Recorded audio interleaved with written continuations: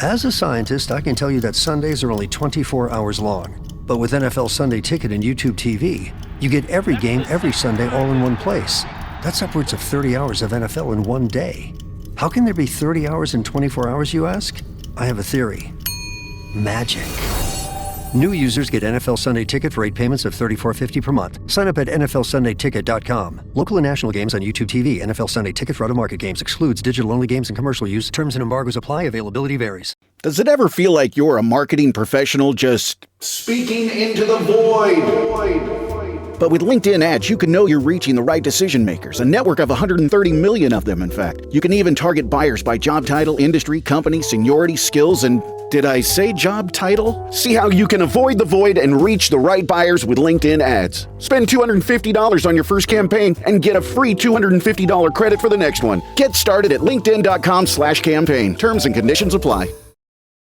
The Hilton sale is on. Now through September 29th, you can save up to 20% on stays this fall and beyond. Long weekends, last-minute getaways, holiday gatherings. There's a Hilton stay for all of them. More moments, more experiences, more destinations. Now 20% off for a limited time because it matters where you stay. Don't wait. Book by September 29th and save up to 20% at Hilton.com. Terms apply. Hilton for the stay. You're tuned into Auto Intelligence, live from Auto Trader, where data, tools, and your preferences sync to make your car shopping smooth. They're searching inventory. Oh, yeah. They find what you need. They're gonna find it. You can make a budget for your wallet to help you succeed. Pricing's precise and true. So true. It's smarter car shopping. Ooh. Just for you. Oh, it's just for you. Ooh. Find your next ride at autotrader.com. Powered by Auto Intelligence. This episode is brought to you by Nespresso and Samra Origins by the Weekend Coffee Collection. Introducing Samra Origins. My collaboration with Nespresso is a connection to my roots, to my mother, Samra. Coffee that hits the right notes. It transports you. Crafted with unique notes and bold, soaring flavors.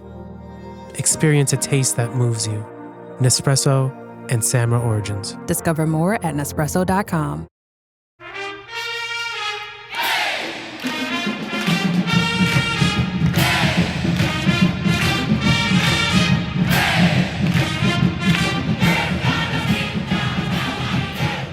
Hi there, Duke fans. Welcome to episode 752 of the DBR Podcast. It is a Beat State weekend, and we are here to talk about it.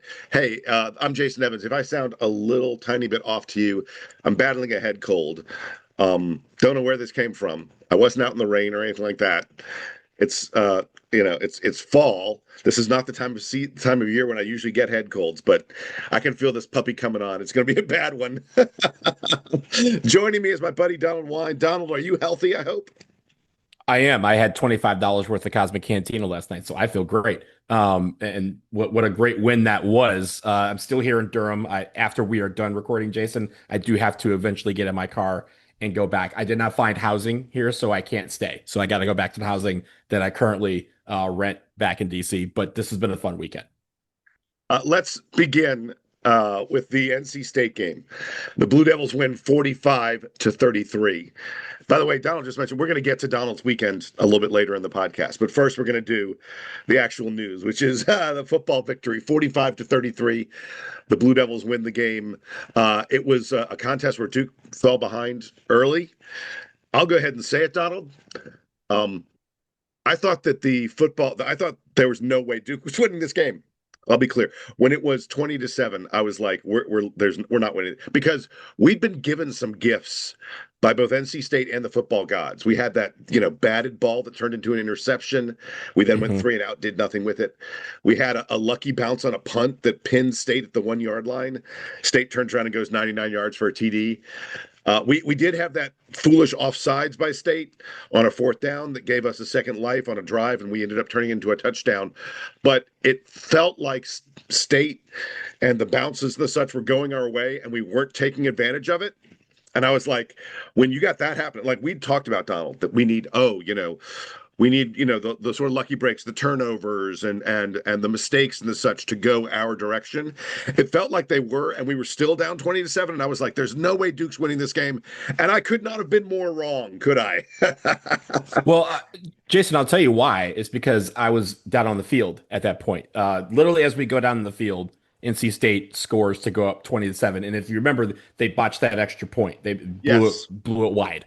And down there, we're like, oh, that'd be funny if that extra point came back and haunted them. And sure enough, we drive right down, we get the touchdown, and then miraculously, with under a minute left, Trey Freeman intercepts the ball, runs it almost all the way to the house.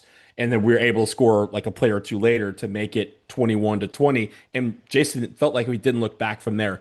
You mentioned the defense, and it was kind of hectic because in the first half and even in the second half, they gave up some really big plays, including, third down and long. You're thinking, okay, just, get them off the field. And then NC State rattles off a 75-yard touchdown. And you're like, well, okay, it's going to be one of those games. They had a couple of those types of plays that would extend drives. That 99-yard drive that you mentioned had a couple of those big plays where on third down, you're thinking, okay, we're going to get them off the field. They get a big play. We overcame some questionable officiating in the second quarter, especially. There was a couple plays in a row that NC State got the benefit of some calls, and that prolonged the drive that it ended up making it 20-7.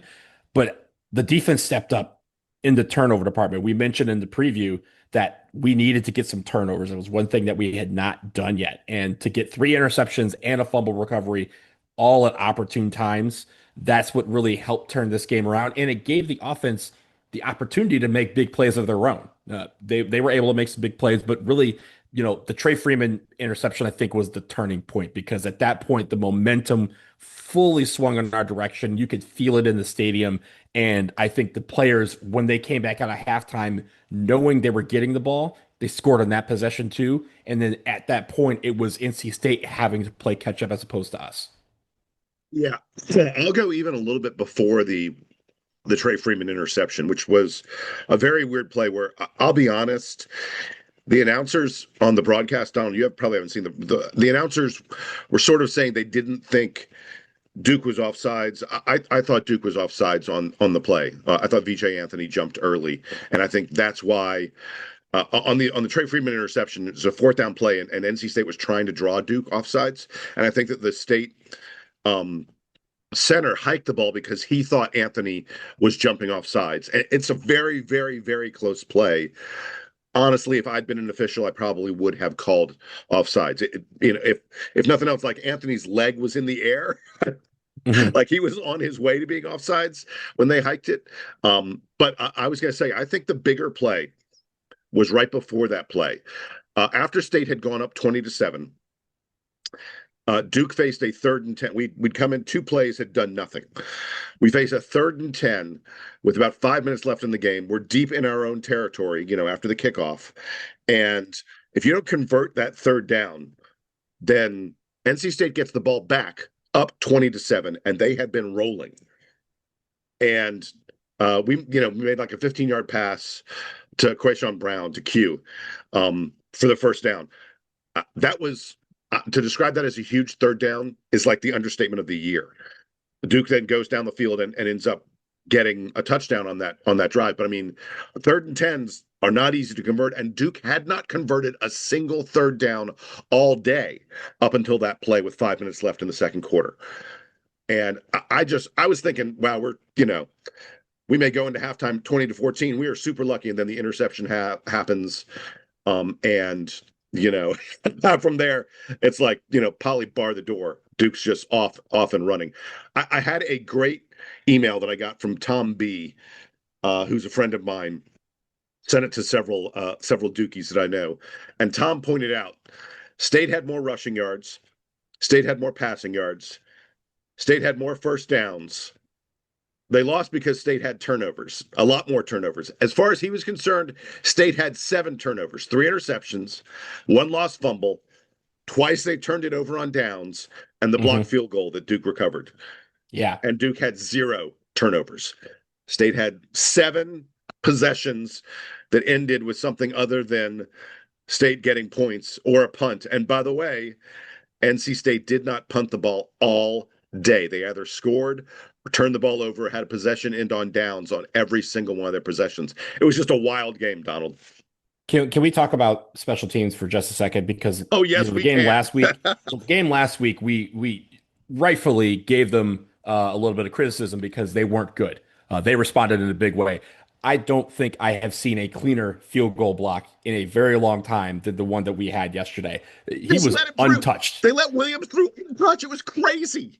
He was untouched. He almost caught it and ran and just kept running. I think he blocked it with his chest. It was something where if he didn't put his hands in the air, he could have just basket cradled the catch like a wide receiver and just kept on running. If you noticed, he knew how clean it was because as soon as he lifted his hands in the air, he just kept running. He didn't care that he didn't have the ball. He didn't care where the ball landed. He just went straight off the field and celebrated with his teammates, and the entire team came over to celebrate with him. I thought that was great. You mentioned the punt that you took a lucky bounce, or actually it was kind of muffed a little bit, and it rolled out of bounds at the 1 inch line. But it's still lucky. That's still lucky. Yeah, but again, you need that kind of luck because again, you pin those guys back and you make them have to make plays. And of course, on that drive that they did, but you still have to force them into doing that. That expends energy down the line for something else. I will mention, we haven't heard anything about the linebacker that was Nick Morris, who had the leg injury. Yeah. I'll tell you, the kid came back. He was out all last year. He came back. He was looking good. And for this to happen is just terrible luck for him. So we're hoping for the best for him. I know it seems like a gruesome injury, but we're hoping that he can bounce back at some point and be able to continue playing in his career. But I think after that, that's we were still down at that point. That is a huge blow to a defense. The defense responded from there. And I think it was inspired football that they were able to play in honor of their fallen teammate.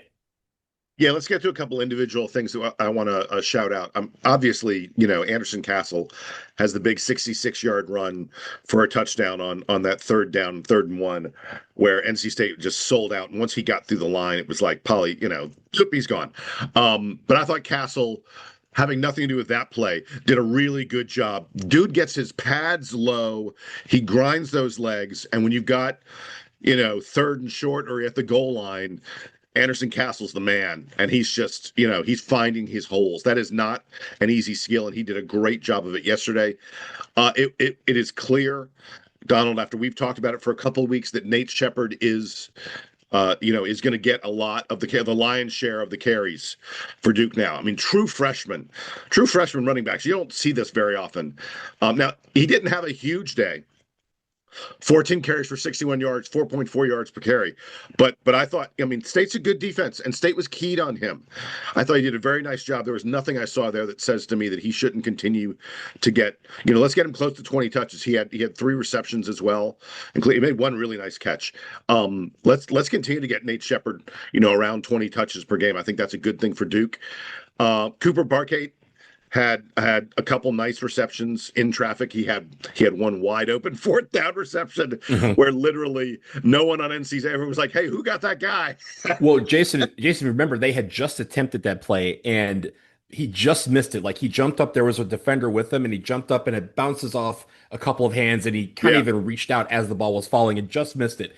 And so we're like, okay, he runs off the field for 1 play because he had run 60 yards.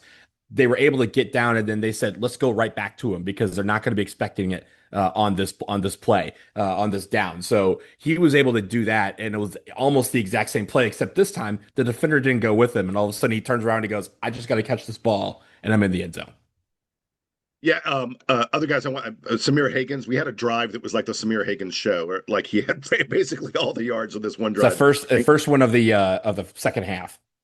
Yeah, felt like, including the touchdown pass. And then obviously you talk about Darian Mensah, who I thought started out kind of slow. I mean, look, the score was 20-7 at one point, and Duke's offense was not clicking, but Mensah looked great in the second half, seemed in control. I thought Duke did a nice job of mixing, the rollouts, the designed rollouts and the such from the plays where he stayed in the pocket. He's developing very, very, very nicely. First game all year where he didn't get 300 yards passing. He only gets 269. But you get 3 touchdowns and 0 interceptions. I'll take that all day, Darian Mensah. Really, really nice effort. And then I thought the defense played well collectively. There were just a lot of different guys who did little things for the defense. We were in C.J. Bailey's face, the NC State quarterback, a lot. That guy is. I mentioned on the preview that guy's super accurate. Like, man, he was. I think at one point he had like 11 or 12 passes in a row that he completed. He was really, really impressive. But to get 3 interceptions on him is huge. He had been a guy who hadn't made those kind of mistakes all year, and the Duke defense forced him into mistakes, including a incredible play by Chandler Rivers. The tipped interception. Mm-hmm. Rivers doesn't get the interception, but Rivers is the guy who makes that play. He wasn't guarding that guy. He saw the ball going to a guy different than the one he was guarding, and he broke back on the ball and broke up the play. That's why Chandler Rivers is an All-American. And that's why nobody likes to throw him the ball. He still goes out and makes plays. So I really appreciate that from Jason. Last week in the game against Tulane, you and Scott mentioned in the recap that the balance between the throwing and the passing, the throwing and the running games were really off, right? Like Mensah threw the ball like 51 times. Well, it was more balanced this week, right? He only throws the ball 28 times. We get 38 rushes. So it was a pretty balanced equation here. I will say this. You mentioned a couple of other guys. I do want to shout out Jeremiah Hazley, because I think on those very short 3rd down situations, 4th down situations, he had sure hands. And there were times where he had 4 receptions. Plays. And there were 4 receptions where he got enough yardage to get first downs in short situations. I thought he did great at securing and, again, giving us opportunities to continue to move the ball down the field. He was very good at doing that. I will also shout out the punter because on that botched snap, to get the ball away. God. To get the ball away. Again, I think even in the face of a mistake, it's very easy. In the end zone, you're running backwards to get the ball into the end zone. You turn around, you see 3 or 4 NC State players coming right at you. It is easy to panic in that situation. He did not. He got the ball away. And if I remember correctly, I think that's what led to the blocked field goal on the next possession. So I'm really, again, special teams did great on the day because they did not panic in the moment. And when they had their opportunities to make a statement, they were able to, and they were able to make some big plays that helped the team. Cade Reynolds, that's the greatest 26-yard punt in history. Yeah. I mean, just an incredible. I watched the replay. It looked like he was about to just try and run the ball out. Like, oh, maybe I can get it to the 5-yard line or something. To the 10, yeah, something. And he went, wait a second, I got room here.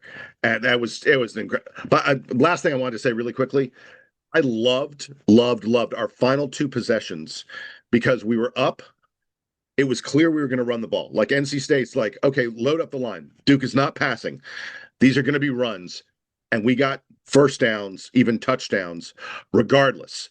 Even though everyone in the damn stadium knew Duke is running the ball, largely running it up the middle, our offensive line was pushing back their defensive line. And both Castle and Shepard were finding the right holes. We got a touchdown and we got a first down to burn out the clock. It was really great execution by the Duke offense. Last note for me on the game, in the stands, there was a couple of, I believe they were NC State students, and they were sitting in my section a little bit further ahead of me. And every time they would come up and down the stairs to get to the concourse, they would just yell to nobody in particular, like, hey guys, this ain't basketball season yet, so I don't know why you think you're going to win this game. Well, I just want to let them know that today marks the 1800 days since NC State beat Duke in football. I'll just leave it at that. Dude, that is a great place to finish this off. All right, we'll be back in a moment. I want to mention a couple things about the rest of the ACC. And also, we got to hear about Donald's weekend as he was honored by the Duke Alumni Association. All that after a quick break.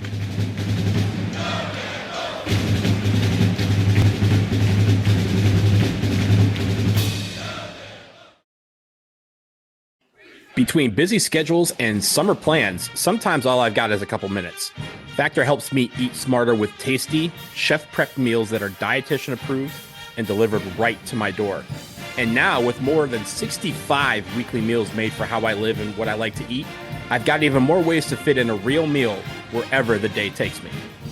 Yeah, that's right, Donald. Not only are they quick to heat up, But now you have a wider selection of meal options, including premium seafood meals like salmon and shrimp at no extra cost. And for the first time, try Asian-inspired meals with bold flavors from China, Thailand, and more.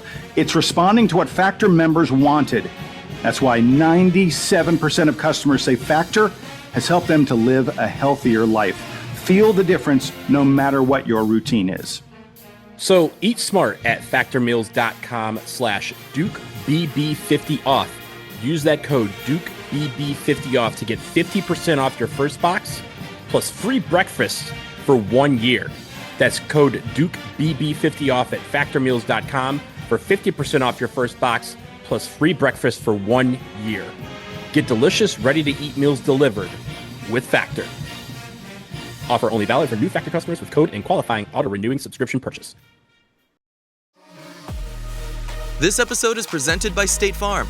Having insurance isn't the same as having State Farm. It's like expecting the leadership of a team captain on the football field, but getting a sea captain. You wouldn't settle for just anything for your team. Shouldn't it be the same for your insurance? So don't settle for just any insurance when you can go with a leader. State Farm. Like a good neighbor, State Farm is there.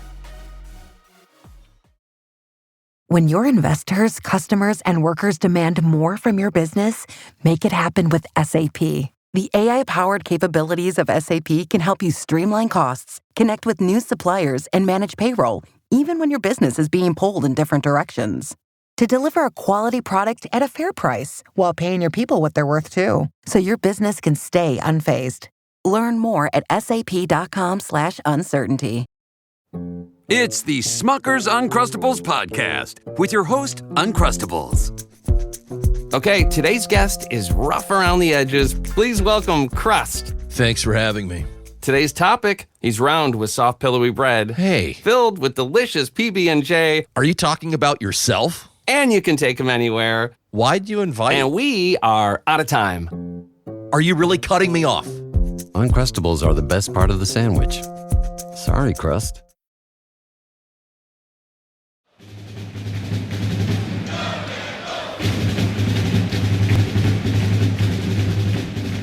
All right, we're back from the break here on the DBR Podcast, the Duke Basketball Roundup, blah, blah, blah, whatever it is.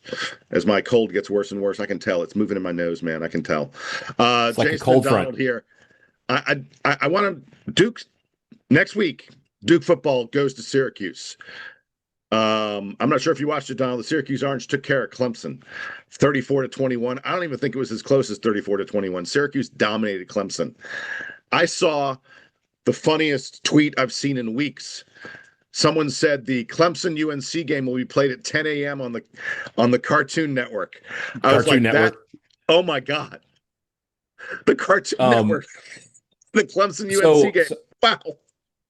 So the two games that we're probably going to be talking about the most occurred during the Duke game, because I started watching the Clemson game, but then they had a weather delay for lightning delay. Yeah. Like an hour and a half. Yeah. So that game was still going on in the middle of the game of our game. And then the UNC game was occurring at the same time. So we weren't able to watch it. But I will say this, for Clemson's purposes, I will say that Dabo is about a half away from announcing his run for state senate, because this is the worst that Clemson has looked since they were the punching bags of the ACC alongside us back in the early 2000s, well before he took over. And I think there is a lot of answers that they have to come up with and they have to generate. And I don't know if they have enough time left, because in a pressure-packed situation that is Clemson football, they're not going to wait for him to figure it out, even if he's earned that right to kind of have a couple of off years. This is win or go home time. I know Clemson is thinking about things beyond the ACC when it comes to football, and to do that, they need to show that this team can be a perennial powerhouse in the ACC. And with teams like Florida State, resurging so far this year, Miami is on top right now, and teams like even SMU and those type of teams that are coming for the crown. Georgia Tech, yeah. Right? Yeah. I mean, I'm saying like sustained excellence when you have teams that are saying, I'm here for a while, and Clemson's Right. going Yeah. down while all these teams are trending up. That is a big problem for Clemson athletics, and I know they want to right that quickly. So that game that they lost is a big one because it puts the doubt in their mind that, hey, this may not be our year as we thought it was going to be. May not be their year. Donald, Clemson's 1-3. Clemson has zero chance. They're 0-2 in the ACC. There's zero chance that Clemson is making they could run the table from here. They wouldn't make the college football playoff. I don't think. If you win the ACC championship game, that's what they're probably their focus is to get to the ACC championship game, where at that point you do have a shot. We have learned that you at least have a shot, and if you win it, you're in it. Maybe you're a 12 seed, but you're still in it. But for them, their problems extend beyond that, right? They have some real issues, and they're putting their faith in guys that aren't meeting the standard that they have set for themselves. And I think Dabble just does not know how to figure that out, because for the first time in 15 years, he has to figure something like that out. He's usually just a team, they've been that good for that long that this is a problem that maybe even he can't solve. I'll tell you this, with two ACC losses already on their resume, I think even if they run the table, they're not making the ACC. I don't think that it's very hard. Yeah. State, Miami, Florida State, Georgia Tech, are these teams going to lose more than 2 games? I don't think so. And they all probably would have tiebreakers over Clemson if it comes down to, but regardless, Clemson doesn't look like a team that's anywhere close to running the table. They look like a team that's going to struggle mightily to get to 500. We've briefly mentioned UNC. They got absolutely housed by Central Florida, 34-9. Just the Carolina season is off to a real shaky start. The Belichick era not going well. I don't know that we need to talk about any of these other ACC results. Georgia Tech looked fairly good, beating Temple by 21 points. Florida State put up 66 against Kent State. Florida State's offense looks very, very potent. And I watched a bit of the Florida-Miami game. Miami, is ranked number 4 in the nation right now, and they scored late a couple times to get over Florida 26-7. That was a very close game for a while. The Miami offense was not nearly what I expected it to be against a Florida team that is also really struggling, not one of the better teams in the SEC. So we'll see. The ACC is still very much up in the air, and of course, our Duke Blue Devils are now 1-0 in the conference. So we got a better chance of making the ACC title game than Clemson does. That's for sure. Oh, for sure. And I will say this on the Miami game. I mean, that's a traditional rival, right? That's a game where you throw records out. Miami versus Florida, College game day was there. It was a big deal to get that win. And in the course of Miami season, they have a bye week, and then they go to Tallahassee the week after. So that is a huge game. And for Miami, they have beaten Bethune-Cookman. They've beaten South Florida. They have now beaten Florida. If they beat Florida State in 2 weeks, they win the Florida State championship, and to the winner goes something. But at least that's something that they're aiming for, because in the recruiting battle that is Florida, the entire state, with so many teams wanting to recruit from the hotbed of talent that exists there, Miami wants to show that they're back on top. Jason, they hosted 16 of the top 20 receivers in the next year's class this past weekend. Let me tell you, they probably saw, hey, I can come to Miami and I can ball out with Michael Irvin kind of coaching me on the sidelines every single play. Like this was a big time atmosphere for Miami, and they were able to, like you said, pull away late and win it. But to beat a good Florida team in a action-packed environment like that is going to help them with their confidence as they approach that Florida State game, which has become ever more important based on how Florida State is looking as well. All right, Donald, the floor is yours. I want to hear about your weekend, hear about all the things that went on as you were honored. Forever Duke, the Duke Alumni Association giving you an award. Tell us about it, folks. Or, sorry, Donald. I'll tell the folks. But yeah, it was good. It was a fun weekend. The award ceremony was yesterday before the game, and I think there was about 27 people or so that were honored for various awards. Duke gives out 3 major awards every year: the Beyond Duke, Charles A. Dukes, and the Forever Duke Awards are 3 separate awards. And so it was very cool to see so many people be honored for, there's 50,000 alumni, and the fact that they kind of single us out as people who won. There are some incredible people doing extraordinary things for Duke and for their various industries that people should be proud of, that they do that with a degree attached to their name. And so it was fun to do that. It was fun to be a part of it. They hung all our our pictures in the Reynolds Theater Hall. So it was cool to kind of send that back home to my dad and my brother and show them, hey, look, I'm doing something with my life.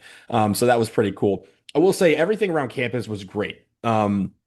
Jason, the amount of people who have commented on how much they listen to the show and how much they enjoy it was astronomical. I did not know that people in such high places, there's some very high people in the alumni office that are listening to the show. Really? I talked to President Price, and when I mentioned that I have a podcast, he was like, I'm familiar with this podcast. And I go, oh, really? So, President Price, if you're listening, please, DBR Podcast at gmail.com. We would love to have you on the show. I think that would actually be a fascinating conversation to discuss the balance between academics and athletics. But Jason, even one of the people, there's a security person who was helping us, usher down to the field, and she pulled me aside. She's like, do you have a podcast? And so she listens. I did not get her name. I'm very, very sorry, but it was very nice to meet you. Sally Honeycutt. She's emailed us before, Jason. I had a nice conversation with her and her husband outside of the award ceremony. So there's a lot of people who were able to come up and say, hey, I enjoy the pod. So at least word got out that I was in town. And of course, a hefty name tag doesn't hurt because people could read my name and go, that's the guy. So it was very cool. It was a lot of alumni back. I think I texted this to you, Jason. I was driving around campus on Friday, going to the Bryan Center and doing my usual shopping. As I was coming out, Bryce Howard was being toted around in a custom Brotherhood golf cart with Sewell, Coach Sewell. And so I pulled up alongside him and just saw Sewell and just kind of gave him a quick nod and salute. He waved back. They had their own little tent on Kville during the homecoming festivities. And so you can see all the basketball players. I think it was Shire and they had their own Brotherhood tent? Their own Brotherhood tent? Yeah. The basketball players. Yeah, they have their own tent. Nice. They have a former athletes tent. I was able to step in there for a second and say hello to some people. And then they had the alumni tent. But John Shire was playing video games while people were walking by. Nobody's, bothering him or anything, but you're just kind of looking okay, Sewell's over there talking to the recruit. John Shire's over here playing video games. You see Slim over here watching him play video games.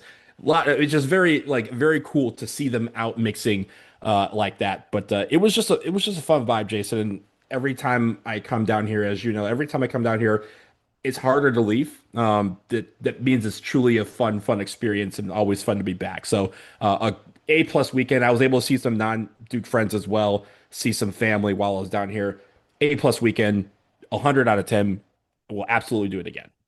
Yeah, I hope Bryce Howard enjoyed that football game. If you didn't enjoy that football game, man, that was there was a ton of football recruits in town too. There was a lot of people there. So this was a big game. And I think we've talked on the show about the fact that the last couple of years, homecoming has been a local rival, whether UNC last year and this year being NC State. And I'm kind of yeah, okay, why would you do it for this game? Because this game's already going to be full. There's going to be a lot of people coming out. And I like the fact in a way that it kind of gatekeeps the tickets away from the NC State fans because they're holding so many for alums to come back. Now, let's be clear. It was still about 50-50, red versus blue. Oh, dude, no, I looked on TV. It did not look that way. I mean, there were the state represented and red stands out, but it looked like it was maybe 70-30. No, it was 50-50. Really? Because remember, most of the blue is not on the TV side that you see when they're hiking the football. They're all all the Duke people were in the shade, and also under the concourse watching the game. So there was a lot of Duke blue on that side, and then on the TV side, which was in the sun, on the NC State end, you see a lot of red. So it did balance out. I will say the students brought their energy, and I think that is what, again, the special teams where the students are set up, the one people that they get to torment all game is the kicker. And so the kicker missed the field goal. He had the one blocked. Hey, the students brought the energy. It was a lot of fun. And again, I think I hope that encourages a lot of people even the NC State fans, right? Because a lot of times here, there are some fans here that are wearing both colors. And so hopefully those people come back to these games and they're wearing Duke blue next time. And I think this was a statement game as far as from a showcase standpoint for people to come out, see a vibrant stadium that was, maybe 75, 80% full, have a great time, and see the home team win in exciting fashion. Hopefully that means that a lot of people come back and there's a long rest of the season to go. We're going to need that energy for all these games. Exactly. All right. With that, we're going to wrap it up here on the latest edition of the DBR podcast.